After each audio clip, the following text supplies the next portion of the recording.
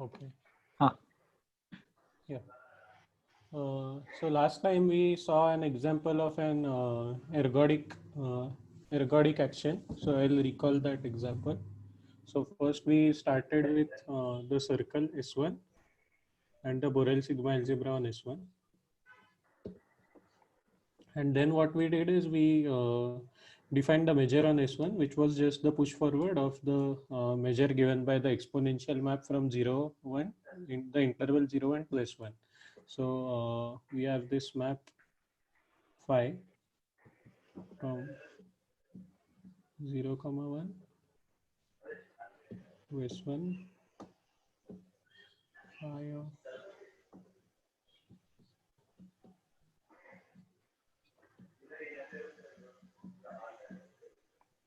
okay. So this phi was a bijection, and if lambda is the Lebesgue measure,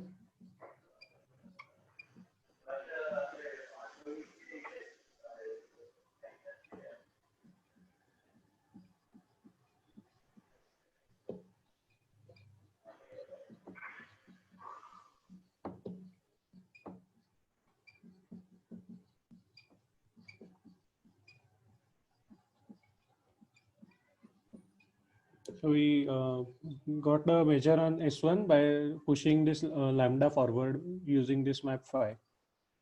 So this was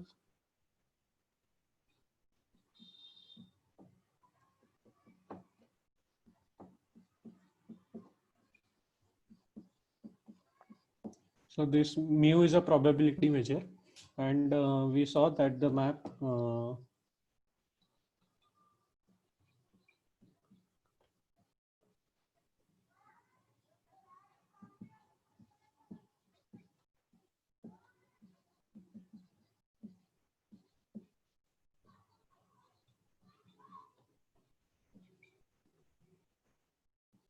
so we fix an element W on the circle, and we give the multiplication map Z goes to WZ, and we saw that this map is an MPT,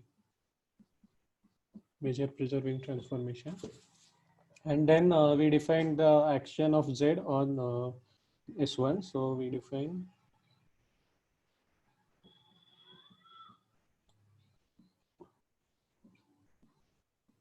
this action alpha, where this map alpha n. So this map alpha n in is a by definition it is a measure preserving transformation on S1, and it is given by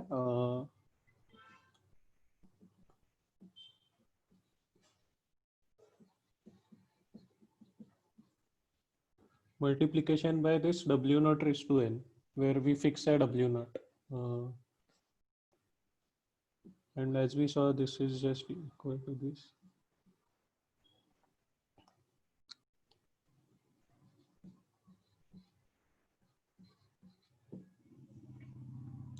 And where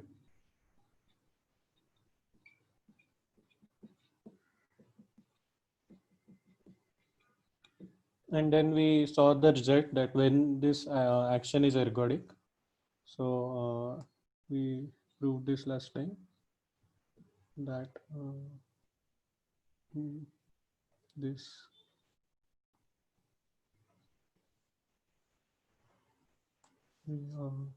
has this action.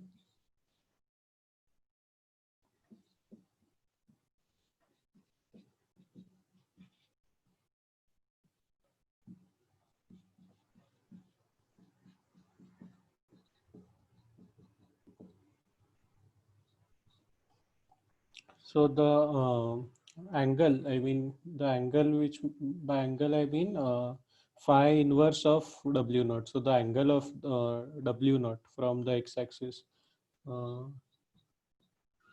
That this is the angle, and then I nor divided by pi, actually 2 pi. So this angle is irrational.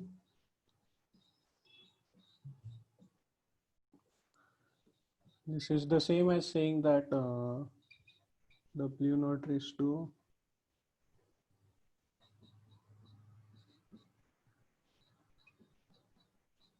so I'm not including 0 there. So, just natural numbers 1, 2, 3, 4. And third is alpha is ergodic.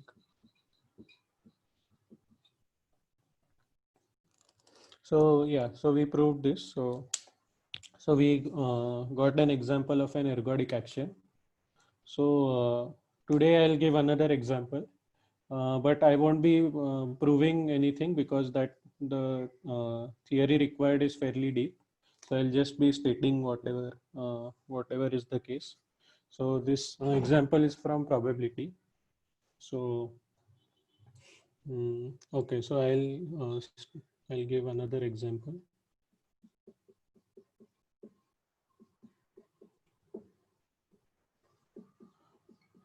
So I'm just giving this example because in usual classical ergodic theory courses, what we do is we take a single transformation and then see whether it is ergodic or not.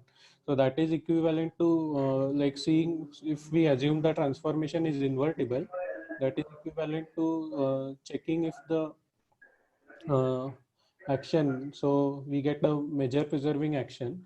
So from of Z on the space where uh, so n goes to just alpha of n is just t raised to n, where t is the transformation we started with. And we can see that T is ergodic, where T is ergodic we define in usual ergodic theory courses. That is equivalent to saying if this action is ergodic. So in usual ergodic theory courses, we only deal with actions of Z on the space. So I just wanted to give an example when the group is not Z, it is something else. So I'll do that, but I won't be proving anything. So Chinmay, before that, do you need to divide by pi? Do you need to divide by pi because snap is already at 2 pi it, so that will be some number between 0 and 1. okay, yeah, correct. Sorry. Yeah, thanks. Yes. Yeah. Okay, so I wanted to give an example where the group is not Z. So I'll do that. So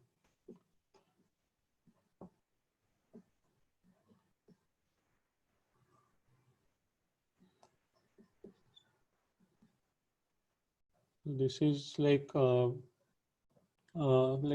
countable product of R with itself. So I'll define what this group is. So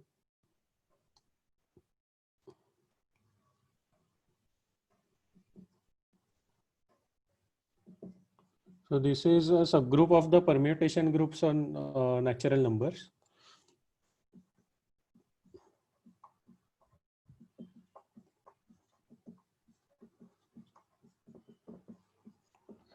And the problem with the permutation group of on natural numbers is that it is very large, so it will be uncountable. But here we are dealing with only countable groups, so we want to get a countable subgroup of that. So this should be alpha should be a permutation. Maybe I'll give some other notation since we are using alpha for actions. Tau is a bijection, and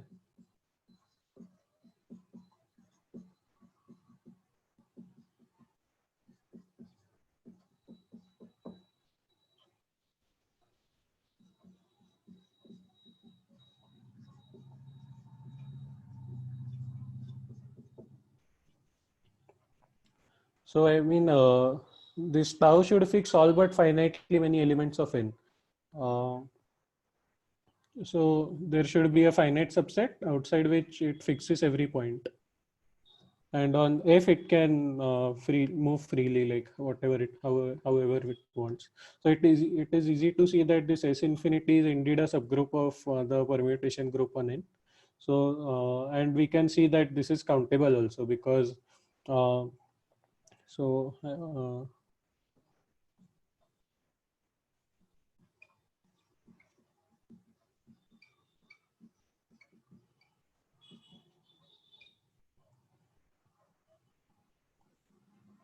So I'll state how we can see this. Note that mm,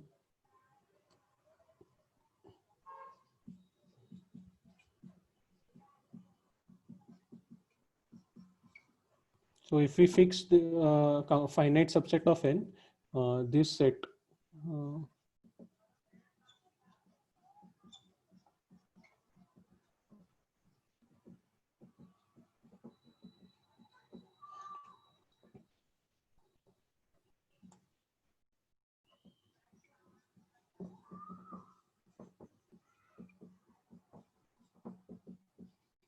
this set is finite. So we are now fixing f. Here the f was not fixed. So we just needed an existence.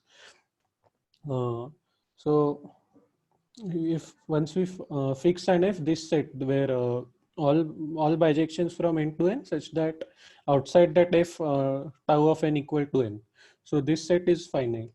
This is easy to see. In fact, this set will be this set itself will be a group. It will be a subgroup of permutation groups on n, and it will be isomorphic to the permutation group on any set with cardinality of f many elements. So this set is finite, and let's give this set some name. Let's say maybe SF, and then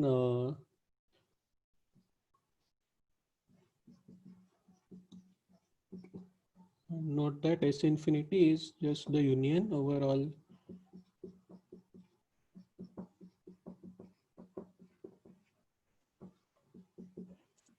So number of like n has only countably many finite subsets, and corresponding to each f, this SF is finite. So this is a countable union of finite sets, and hence it is countable. So this S infinity is countable.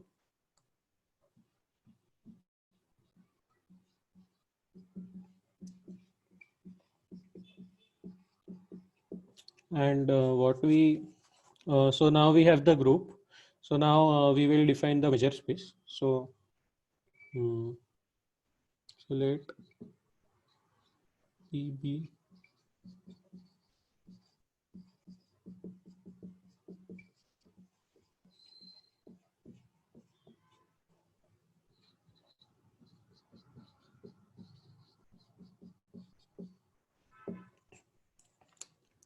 so we fix any arbitrary probability measure on the R and the Borel sigma algebra of R, and then what we do is the following. So I'll state this result. I won't be proving it. Uh,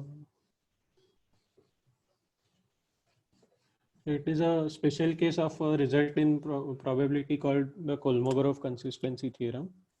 So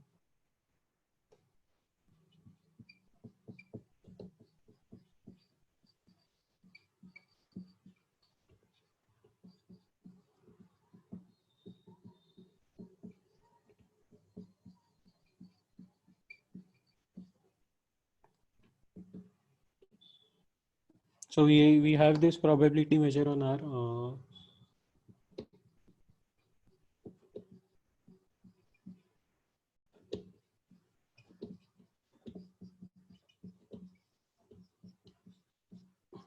And now we consider this set. So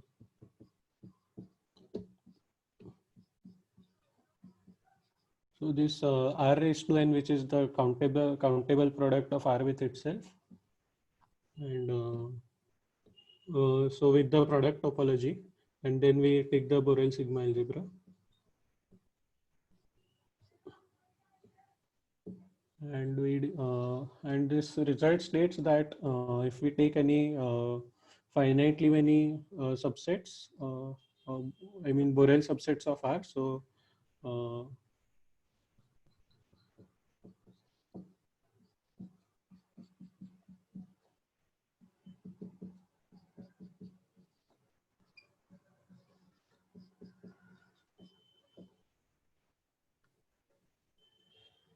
I probably first mentioned. So the result says that there exists a unique probability measure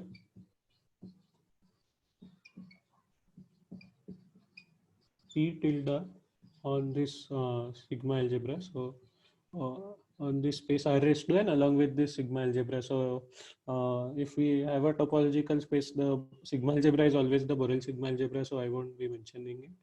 So the results say that there exists a probability measure on this R raised to n such that unique, yeah, such that for all n in n and for all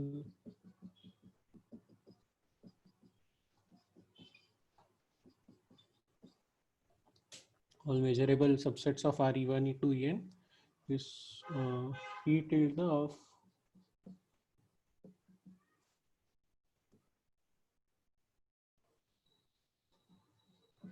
this product, I mean,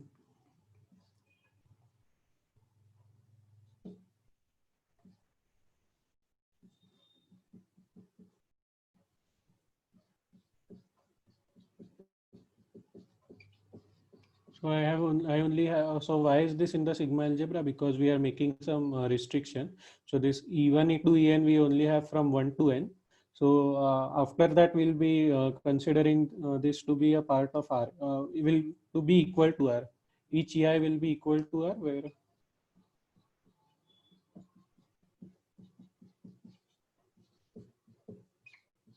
so if I is bigger than n, then we are taking EI equal to R, and with from that this thing will automatically line the sigma algebra, and we require that uh, this measure is just like the product measure on the finitely many E1, E2, En. So what I'm saying is the measure of E1 cross E2 cross En and then cross R cross R cross R in, infinitely many times is just probability measure of E1 times probability measure of E2 till probability measure of En. So yeah, so this is the Kolmogorov consistency theorem. So now in our example we have so uh,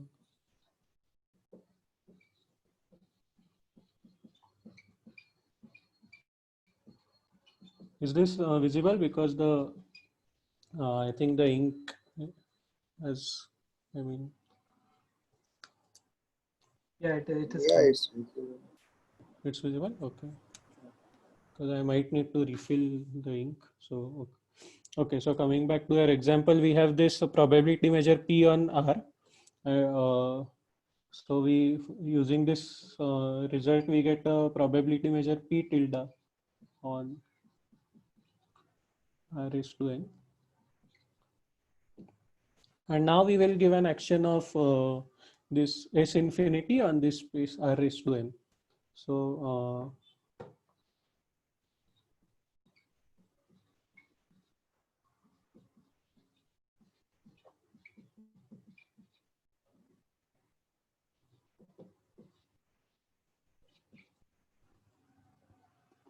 infinity to measure preserving transformations on P tilde. So we give an action of R raised to n. So note that any element, so I'll just write and then erase any element. Any element of R raised to n is just a function x from n to R, right? So x1, x2, x3, and so on. So I'll be using this notation. So okay, so alpha of tau. So tau is a permutation in S infinity. So alpha tau of some x. So x is an element in R raised to n. So this alpha tau will be a map from R raised to n to R raised to n. So this alpha tau of x, this thing on the natural number n is just x of tau inverse n. So we just permute all the coordinates of x. Okay. So we can check that for every tau 1. Okay, so this I won't prove, but this so this is a fact. So I won't be proving anything in this example. So this alpha tau is indeed a measure preserving transformation.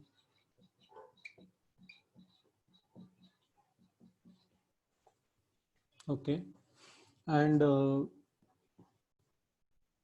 then what I will show is that this alpha tau 1 tau 2 of x, I want to show that is alpha tau 1 of alpha tau 2 of x, right? So this on some natural number n is just x of tau 2 inverse tau 1 inverse n.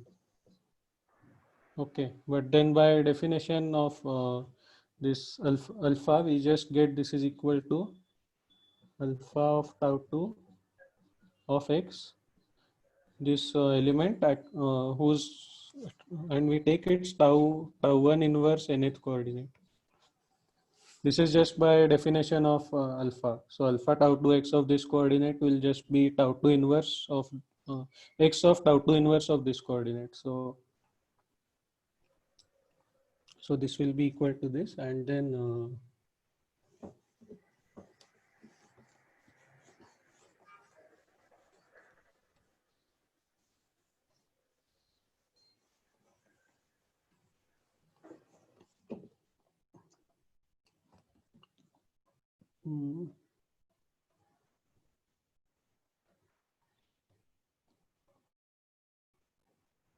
yeah, and then again by the definition of alpha, we get this is equal to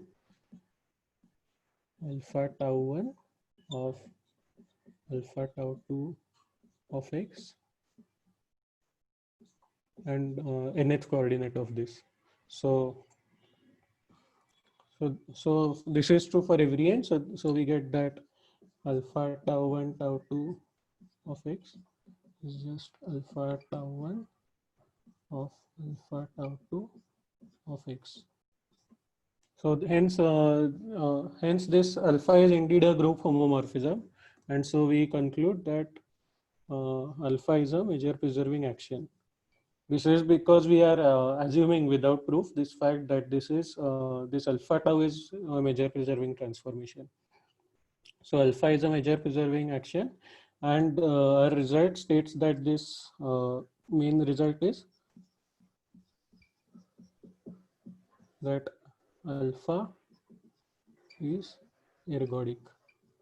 So I won't be proving this. This is again a theorem in result in probability, and so in usually in probability this is stated as so they define this action, and then they say that any set invariant under this action, and by invariant they mean strictly invariant in our sense. Any strictly invariant set has measure 0 or 1, which is just the same as saying that alpha is ergodic. Hence, because of the way they phrase it like this, the result is called Hewitt-Savage 0-1 law.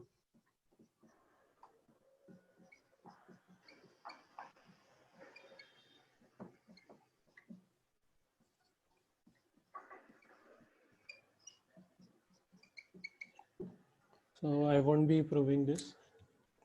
Shimon, what will go wrong if we take suppose x tau of n instead of tau inverse?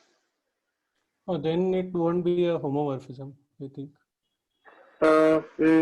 Tau. I think it will be because it will be tau 1 tau 2. Wait, And again, let's check. Let's check. So we have alpha tau 1. Is this visible? I'm just writing. So yeah, this thing what is alpha tau 1, alpha tau 2, right? So we'll check on the nth coordinate. yeah, So this will be x of, you are saying tau 1, tau 2, right? tau 1 tau 2, yeah. And then what we'll do? Just alpha tau 1 of x tau 2 n. So I think it will still be group homomorphism. This is alpha tau 1 x. Yeah, this is X. fine. Yeah, and then tau 2 and the, So this oh, alpha tau okay. 1 on this Ah, coordinate. Now when we take it out, it will be alpha tau 2, alpha okay, tau 1. okay, thanks. Yeah. Uh-huh. Yeah. Yeah, so that is why we are taking the inverse here. Okay. So Okay. just wait a second, I'll fill the ink in this.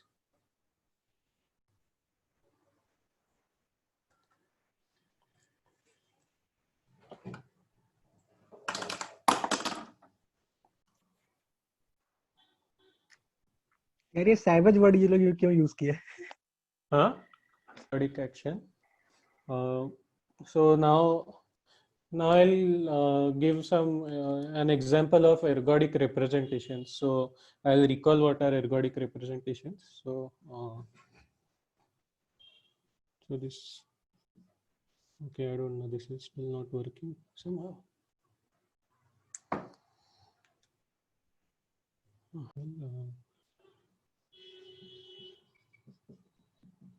Is this visible? Yeah. Okay.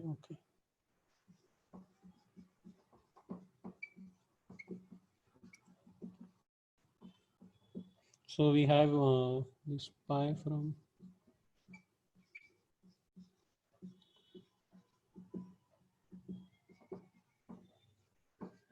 so we have this unitary representation, and then what we had defined when this thing is called ergodic.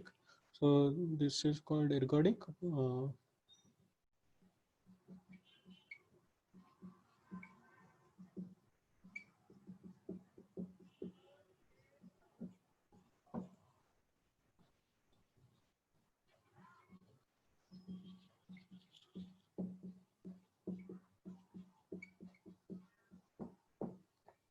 So what we have so what this means is that for any vector xi in the Hilbert space,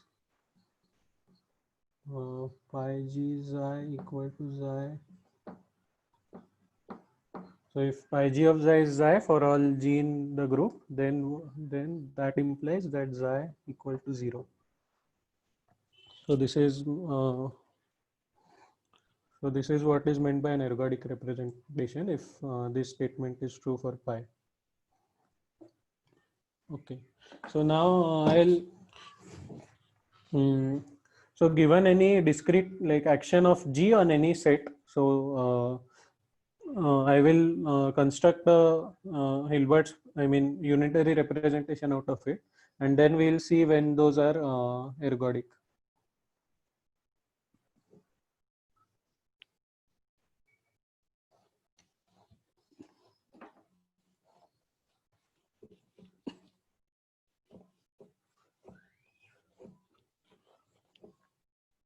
Okay, so so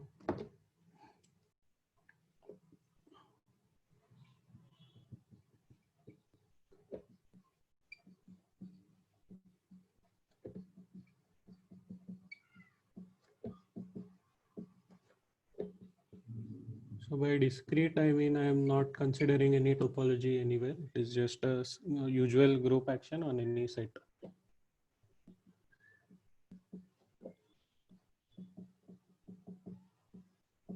So we have G group and X is a set.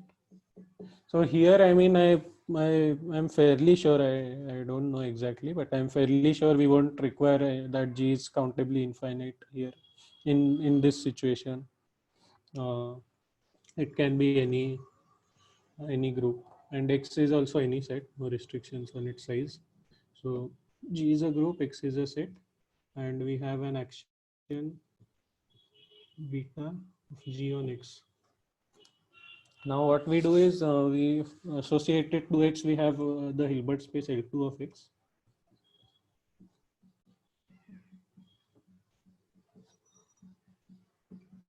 So this is just equal to all the functions f from X to C such that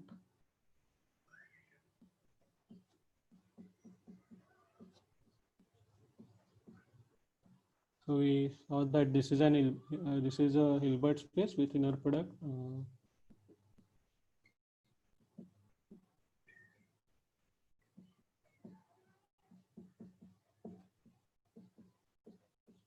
And because of this condition, we get that this summation is well defined. So this is L2x, and then we define this pi. So we now have this action of G. So now we define this pi from this thing to U of L2x by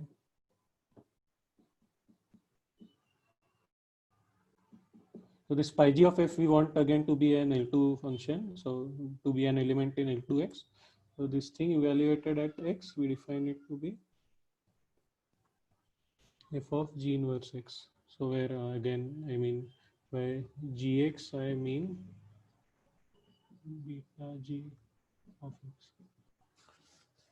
So yeah, so this is so we want to see that this is in fact an element in L2, and this pi g of f is has norm equal to norm f, so that this becomes an isometry. So this so we that is easy to see.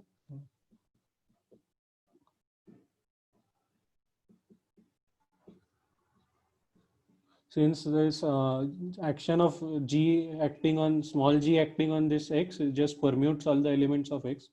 This is just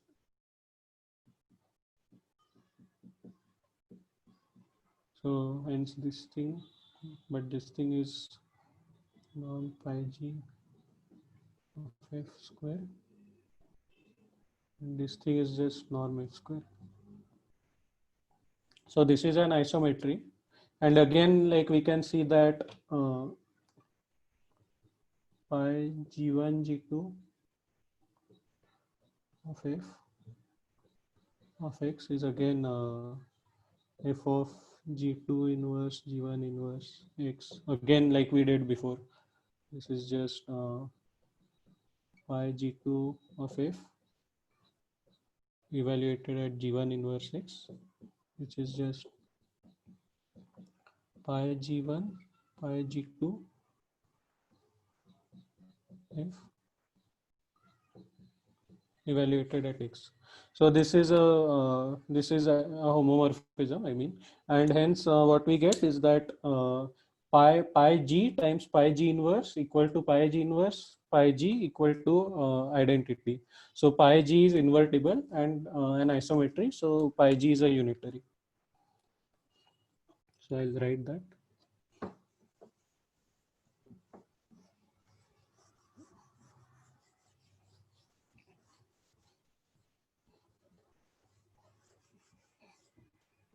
So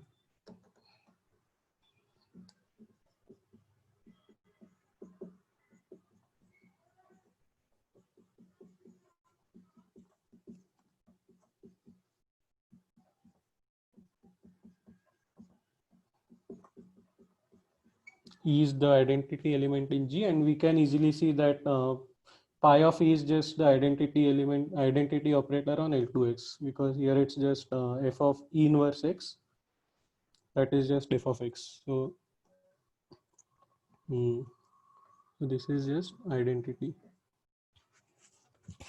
Hence,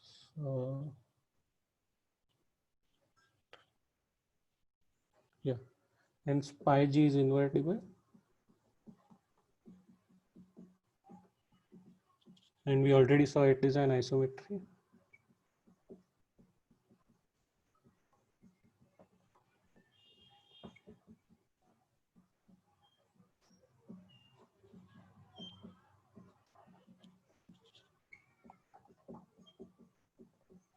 Hence pi g is a unitary. And hence this G, this since we saw pi g1 g2 is pi g1 pi g2, this pi is indeed a unitary representation of G on L2x. So now, so having this, we want to see when this pi is ergodic. So we will state the precise result of when this is ergodic. So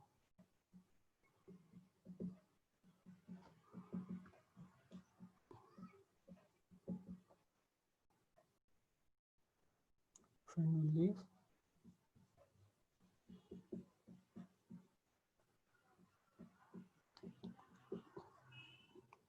So orbit of this, by orbit I mean orbit of this beta. So beta is a group action of G on X, and we consider all the orbits in X which we get from this group action.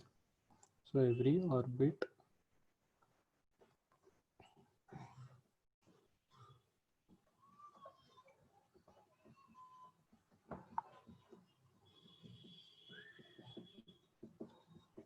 so this pi will be ergodic if and only if every orbit is infinite.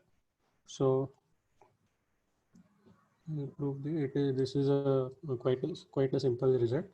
So first we assume that pi is ergodic, so we prove the forward direction.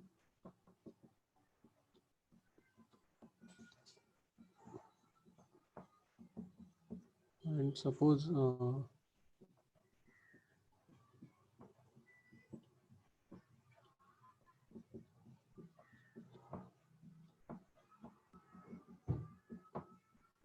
finite orbit. So then what we have is then Gx belongs to F for every G in G and for every X in F. So because this is an orbit, if we take any element in F, and if we act G on it, then it will again be in F. So now we consider this this function. So consider the characteristic function of F.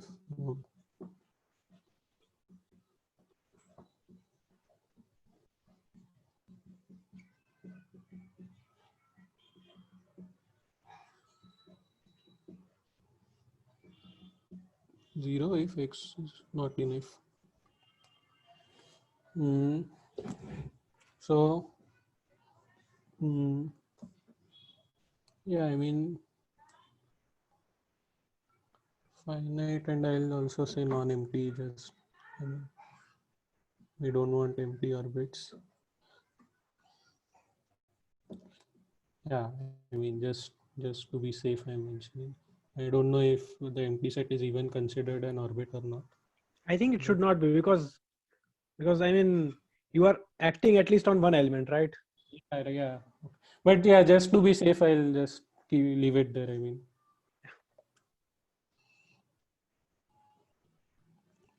okay, so so where was I? So I am considering this characteristic function, and since 1f of x is 0 at all but finitely many points, we see that if we just take summation of this norm square, that will be finite because this is non-zero at only finitely many points. So hence, so this we get that this 1f is in L2x, and since f is non-empty, this 1f is non-zero.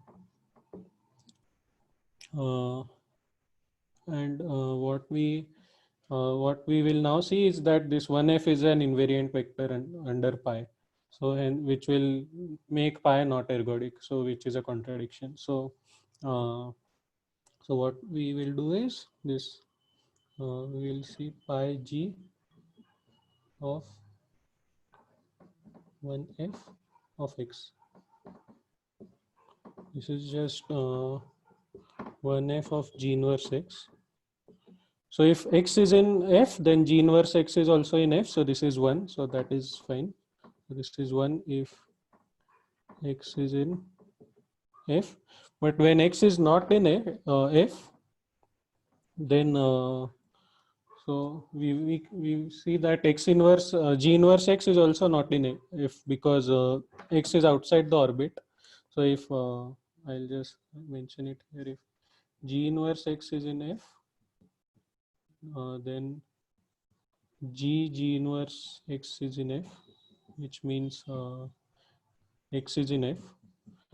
So that means that if x is not in F, G inverse x is also not in F, and hence this is 0. So this is 0 if x is not in F. And then, okay, I'll erase.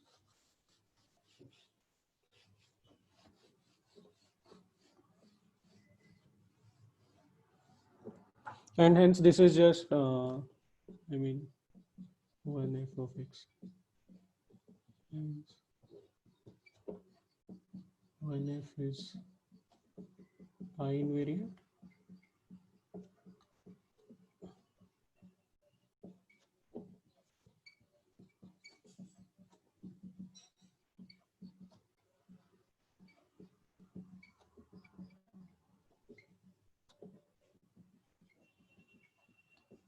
Okay, so and because 1f we already saw is non-zero, characteristic function of f is non-zero. So this proves one direction, and now we'll prove the opposite direction. So given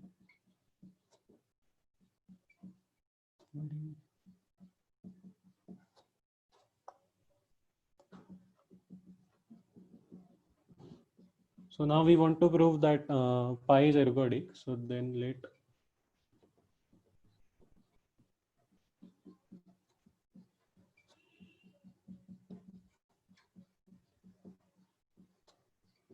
pi invariant, and now we will show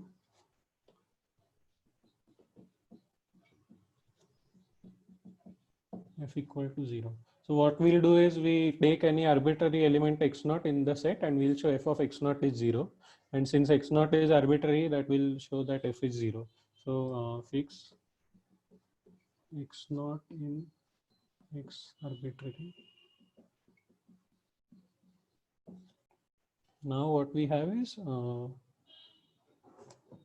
we since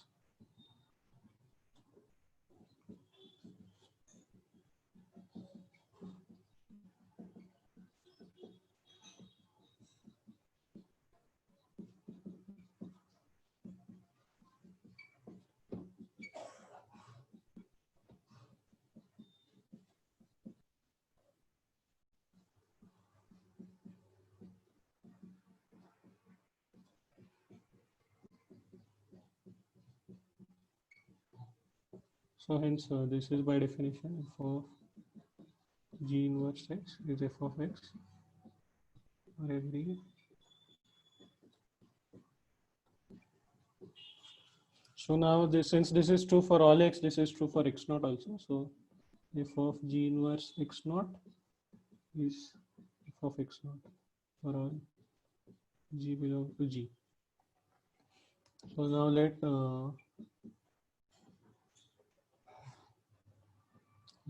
say y be the orbit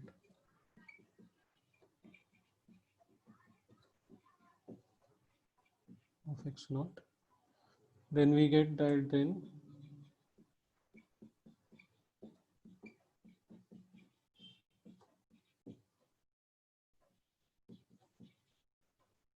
by this statement,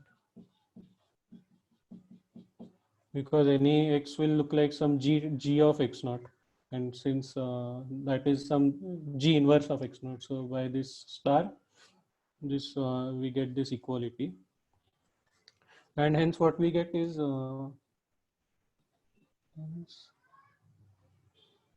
summation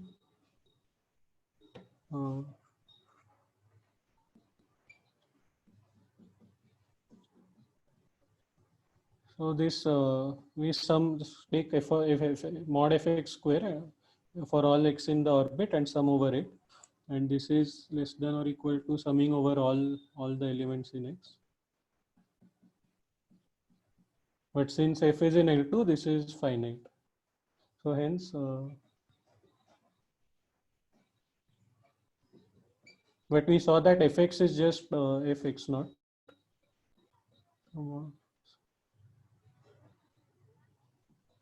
But we saw that every orbit, so obviously non-empty, every orbit is infinite. So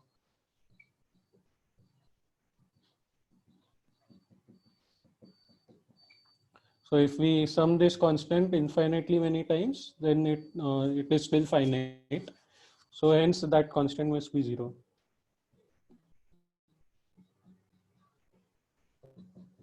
And it's not, so this was arbitrary.